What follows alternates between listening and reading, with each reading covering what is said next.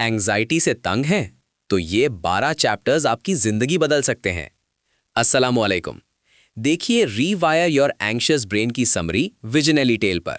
तो शुरू करते हैं। चैप्टर 1 इस किताब का सबसे बुनियादी हिस्सा है क्योंकि ये आपको बताता है कि आपकी एंग्जाइटी की असल वजह दिमाग में कहाँ छुपी है। ऑथर कैथरीन पिटमैन इस चैप्टर में एक बहुत बड़ी गलतफहमी दूर करती हैं। वो ये कि एंग्जाइटी सिर्फ सोचने से नहीं आती। ऑथर कहती हैं कि एंग्जाइटी दिमाग के दो अलग हिस्सों से निकल सकती है। इन्हें समझना इसीलिए ज़रूरी है क्योंकि दोनों का इलाज अलग है। The cortex pathway, thinking path, ये दिमाग का ऊपरी हिस्सा है जो लॉजिक, प्लानिंग और इमेजिनेशन के लिए इस्तेमाल होता है। जब आप व्हाट इफ, अगर ऐसा हो गया तो वाली सोचें सोचते हैं तो ये रास्ता एक्टिव होता है। द अमिगडला पाथवे, इमोशनल पाथ, ये दिमाग का पुराना और छोटा सा हिस्सा है। ये लॉजिक नहीं समझता, ये सिर्फ खतरे को महसूस करता है और फौरन जिस्म को फाइट और फ्लाइट मोड में डाल देता है। ऑथर एमिगडाला को एक सिक्योरिटी गार्ड या गार्ड डॉग की तरह बयान करती हैं। इसका काम आपको बचाना है। ये बहुत तेजी से काम करता है, आपके सोचने से भी पहले। मसला तब होता है जब ये फॉल्स अलार्म बजाने लगता है, यानी ऐसी चीजों पर डर जाता है जो असल में खतरनाक नहीं है, मसलन पब्लिक स्पीकिंग या शॉपिंग मॉल जाना। आती ऑथर कहती हैं कि एंग्जाइटी दिमाग के दो अलग हिस्सों से निकल सकती है। इन्हें समझना इसीलिए ज़रूरी है क्योंकि दोनों का इलाज अलग है। The cortex pathway, thinking path, ये दिमाग का ऊपरी हिस्सा है जो लॉजिक, प्लानिंग और इमेजिनेशन के लिए इस्तेमाल होता है। जब आप व्हाट इफ, अगर ऐसा हो गया तो वाली सोचें सोचते हैं तो ये रास्ता एक्टिव होता है। द अमिगडला पाथवे, इमोशनल पाथ, ये दिमाग का पुराना और छोटा सा हिस्सा है। ये लॉजिक नहीं समझता, ये सिर्फ खतरे को महसूस करता है और फौरन जिस्म को फाइट और फ्लाइट मोड में डाल देता है।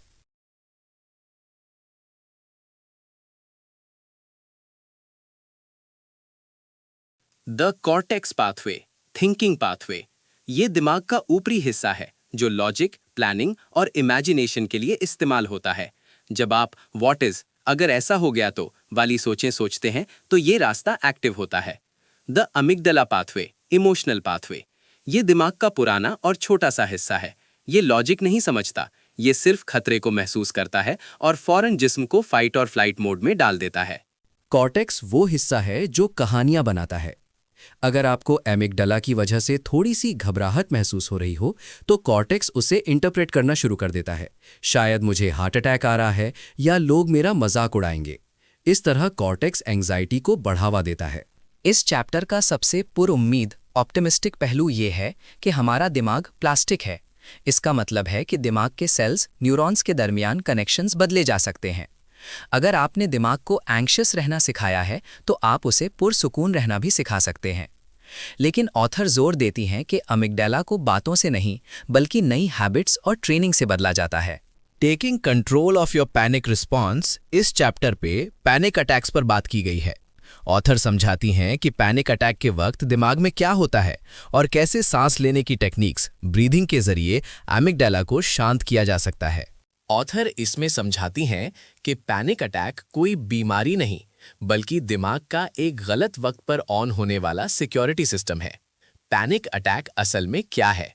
ऑथर कहती हैं कि पैनिक अटैक तब होता है जब आपका अमिगडाला बिना किसी जाहिरी खतरे के इमरजेंसी का बटन दबा देता है। इस चैप्टर का एक बहुत बड़ा पॉइंट ये है कि पैनिक अटैक खुद इतना खतरनाक नहीं होता जितना उस अटैक का खौफ होता है। जब एक बार पैनिक अटैक आता है तो आपका कॉर्टेक्स, सोचने वाला दिमाग, डरने लगता है कि दोबारा ना आ जाए।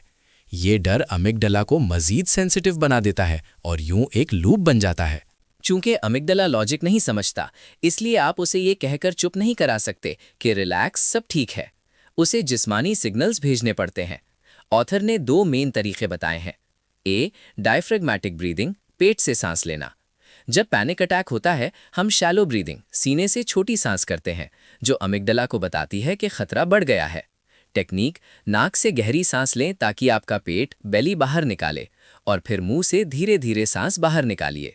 असर, ये वेगस नर्व को एक्टिवेट करती है जो सीधा अमिगडाला को सिग्नल भेजती है कि इमरजेंसी खत्म हो गई है, रिलैक्स हो जाओ।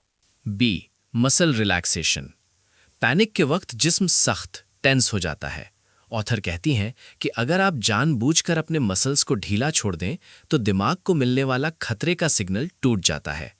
ऑथर मशवरा देती हैं कि पैनिक के वक्त अपनी तवज्जो यानी फोकस जिस्म के अंदर से हटाकर बाहर की दुनिया पर लगाएं। इसे ग्राउंडिंग कहते हैं। मसलन कमरे में मौजूद 5 नीली चीज़ों को देखें या किसी सख्त चीज़ को हाथ लगाएं। इससे दिमाग सर्वाइवल मोड से निकलकर रियलिटी मोड में आ जाता है। सबसे ज़रूरी बात जो कैथरीन पिटमैन बताती हैं वो ये है, panic attacks are uncomfortable but not dangerous. Panic attack तकलीफदेह ज़रूर है लेकिन जानलेवा नहीं। अगर आप पैनिक से डरकर भागेंगे तो अमिगडाला समझेगा कि डरना सही था। अगर आप वहां रुककर गहरी सांसें लेंगे और अटैक को गुजरने देंगे तो अमिगडाला रीवायर हो जाएगा और अगली बार अटैक कमज़ोर होगा। नींद की कमी और सुस्ती एमिगडाला को ज़्यादा सेंसिटिव बना देती हैं। एक्सरसाइज करने से वो केमिकल रिलीज होते हैं जो एंजाइटी को नेचुरल तरीके से कम करते हैं। कॉर्टेक्स पाथवे, सोच का रास्ता। कॉर्टेक्स की ज़बान लैंग्वेज और इमेजेस है। हमारी सोचें, जैसे कि अगर ऐसा हो गया तो, कॉर्टेक्स वे एंजाइटी पैदा करती हैं। Identifying and changing cortex based anxiety, इसमें बताया गया है कि कैसे अपने कॉग्निटिव डिस्टॉर्शंस, गलत सोचने के तरीकों को पहचाना जाए, जैसे कि हर बात का बुरा नतीजा निकालना, कैटास्ट्रोफाइजिंग।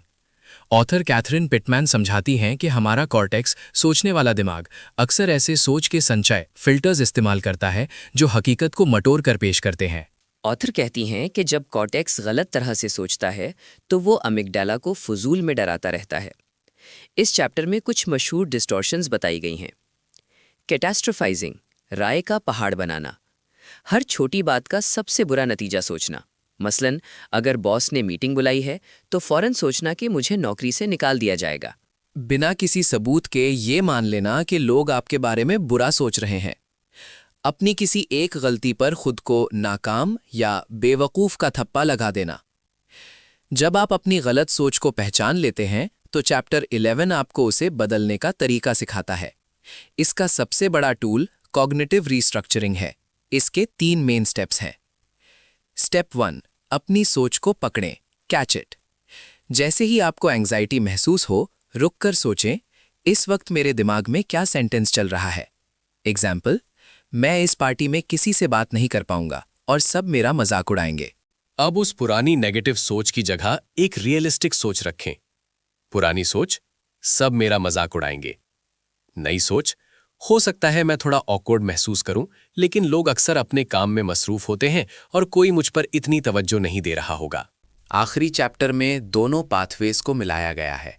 ऑथर कहती हैं कि जब आप अमिगडाला, जिस्म, एहसास, और कॉर्टेक्स, सोच, दोनों पर एक साथ काम करते हैं तभी ब्रेन मुकम्मल तौर पर रीवायर होता है। ऑथर मशवरा देती हैं कि आप अपने लिए कोपिंग थॉट्स यानी हिम्मत बढ़ाने वाली सोचें लिख कर रखें। जब भी कॉर्टेक्स डरने लगे, उन सेंटेंसेस को पढ़ें ताकि आपका लॉजिक वाला दिमाग दोबारा कंट्रोल संभाल ले। सबसे अहम बात, कैथरीन पिटमैन कहती हैं कि सिर्फ पॉजिटिव सोचना काफ़ी नहीं है, बल्कि एक्यूरेट यानी दुरुस्त सोचना ज़रूरी है। तो दोस्तों, ये था एंग्जाइटी को ख़त्म करने का साइंटिफिक तरीका। याद रखिए, दिमाग को बदलना मुमकिन है, बस सही ट्रेनिंग चाहिए। अगर आपको ये वीडियो पसंद आई तो विजनरी टेल को सब्सक्राइब करें और बेल आइकन दबाएं ताकि आप ऐसी मज़ीद वीडियोस मिस ना करें। मिलते हैं अगली वीडियो में। अल्लाह हाफ़िज़।